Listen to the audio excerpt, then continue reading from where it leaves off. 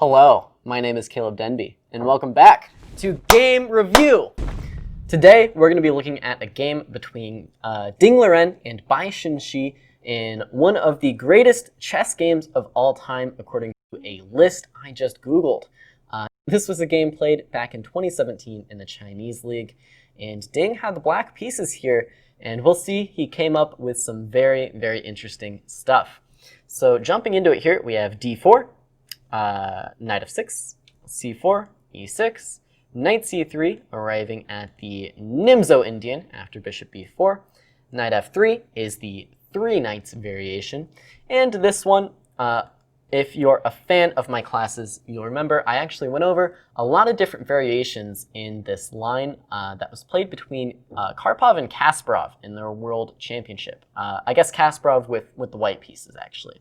And they played some really interesting stuff. In this game, Ding Liren chooses to play the move castles here, which is the third most popular move. And the idea with this move is you're just waiting a single turn to commit to anything in the center, sort of keeping your options open to see what white is going to play. In this game, Bai Jinshi chose the move bishop g5, and Ding immediately strikes on the dark squares with the move c5. Now after e3, white is happy because he got his bishop outside of his pawn chain, but he is going to come under some fire on these dark squares. C takes d4 immediately by Ding Liren, and now generally a lot of people like to take this back with the pawn, and you can get sort of a normal looking game, h6, bishop h4, and something like queen a5 or even d5 here is perfectly fine for both sides, of course.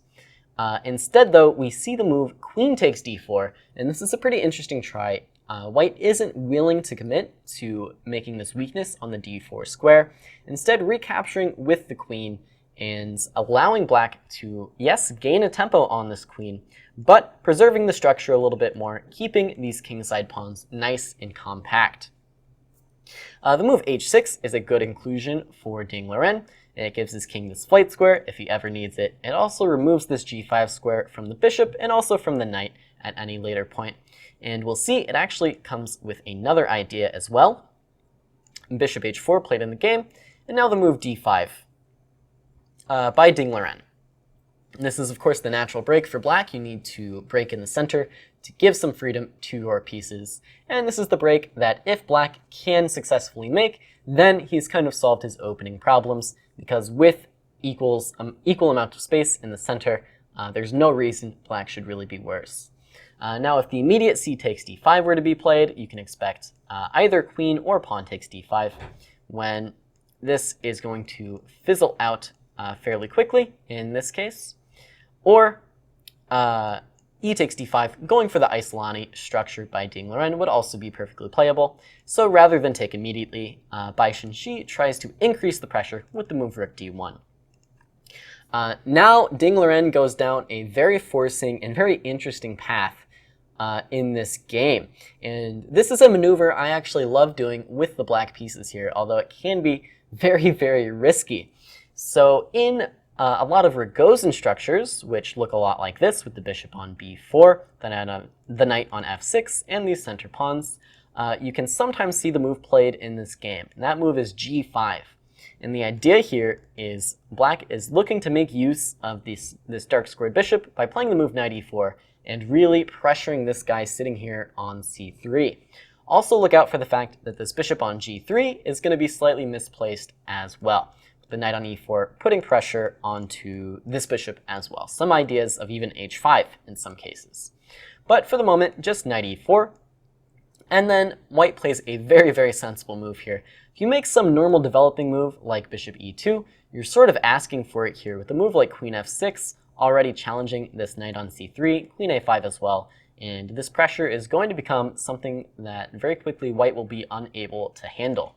So in the game, knight d2 by Bai. And this idea is to simply remove this knight before it ever becomes a problem. And this is a great way of playing for Bai Jinshi.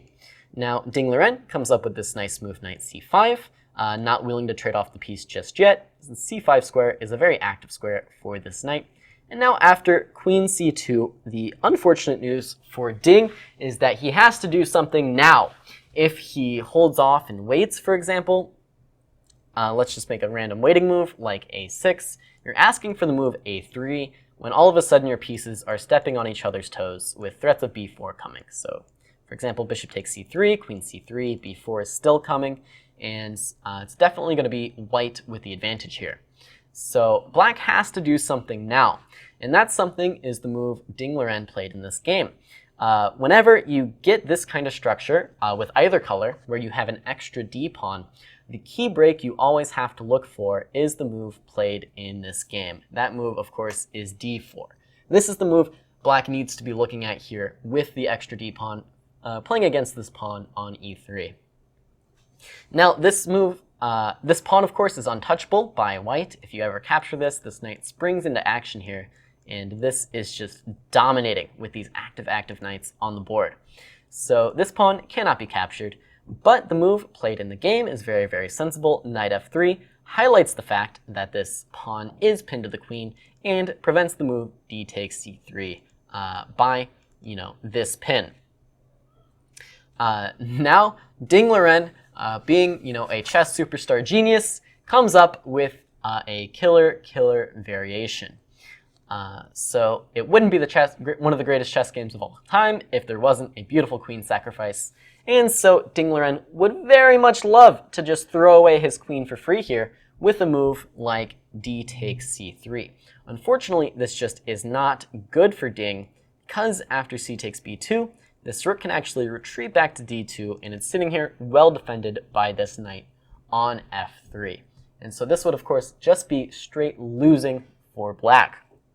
So Ding, being chess superstar genius, plays the move e5 here. And this move is pretty deep, right? This is pretty deep stuff by Ding Liren.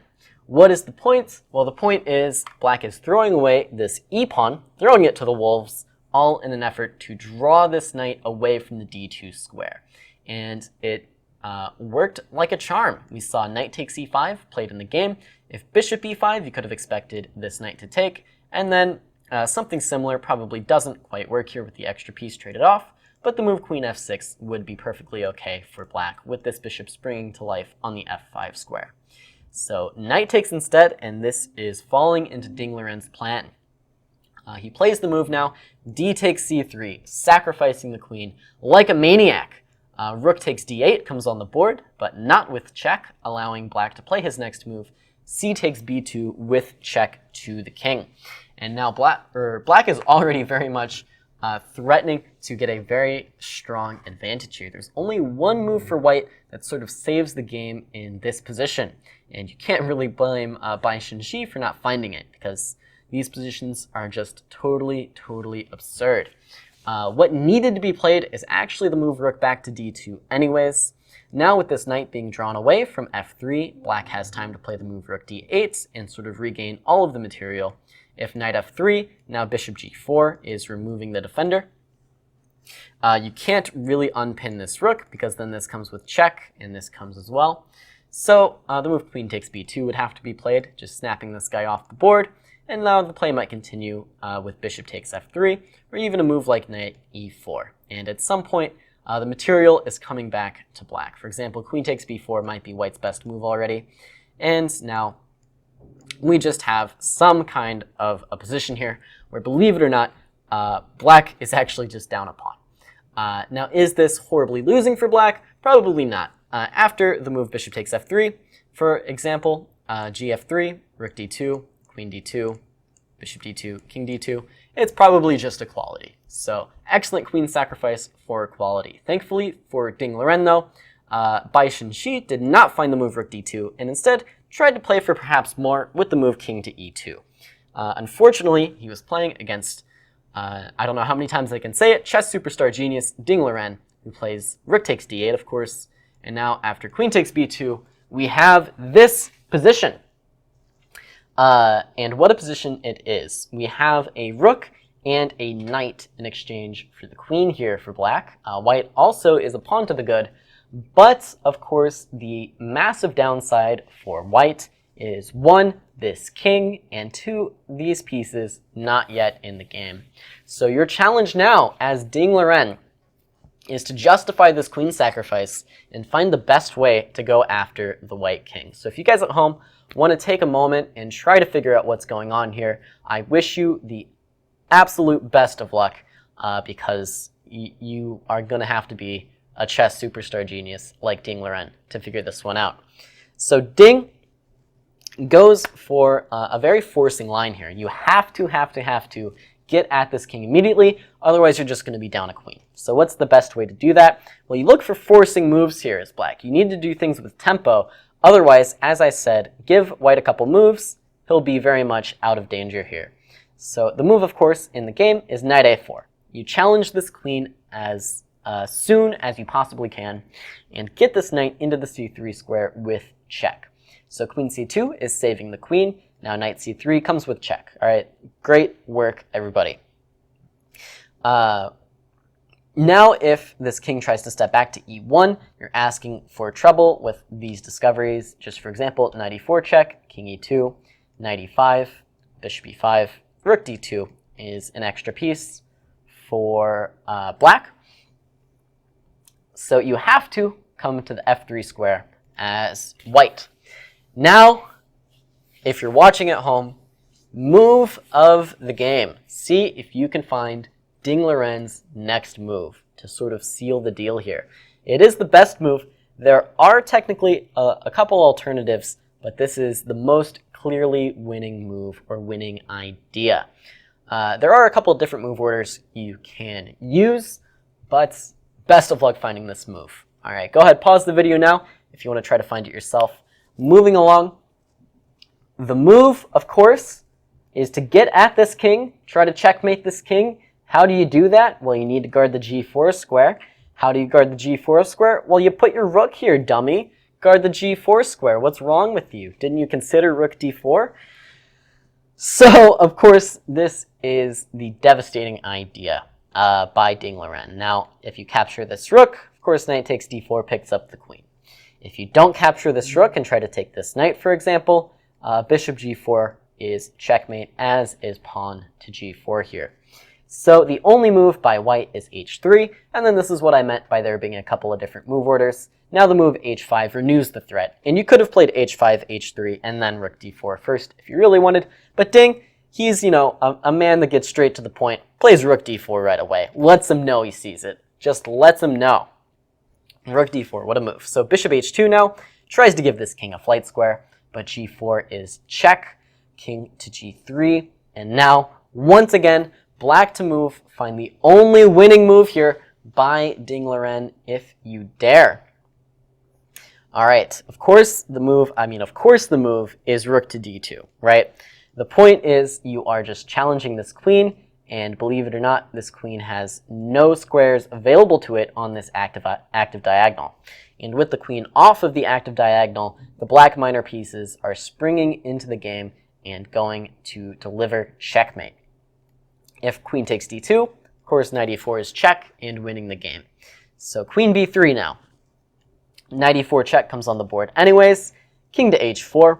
And now, once again, try and find the way to push forward if you dare. Of course, you start with the check, bishop e7. Only one way to go for this king, up to h5. And now, the meanest way to deliver checkmate by Ding Liren. The move rook takes f2 was technically winning, with ideas of coming back to f5. For example, here if hg4, knight f6 is check, king h4, knight g4 is check, and this king is just sort of getting corralled with this coming later. But Ding Liren finds the way to do it. Simply king to g7. Why not bring this rook to the h-file and deliver checkmate? Why not? So king g7, the killer move. Bishop f4 means bishop f5.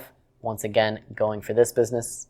Bishop h6 is a check now, and this is how Bai Jinshi tried to block off this h-file. King h7, though, just steps out of the check.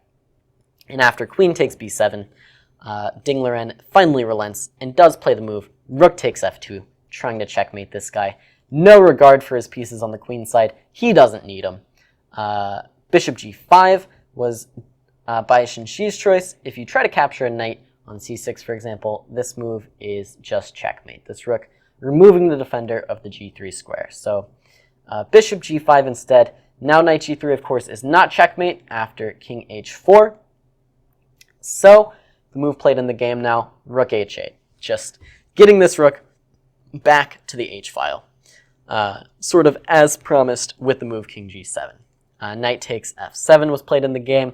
Now bishop g6 is a check, king g4, and sorry, not king h4, but rather king takes g4, and now knight e5 check was forcing resignation by Bai Jinshi. Of course, the line would continue. Knight takes e5, bishop f5 check, king h5, king g7 check, and mate. What a game by Ding Liren. Hopefully you guys enjoyed this classic by Ding Liren, checkmating whites on the side of the board, sacrificing the queen. Really, just what a killer game by Ding, absolutely eviscerating this king on h5. Thank you so much for joining me on this episode of Game Review. My name is Caleb Denby, and I will see you next time.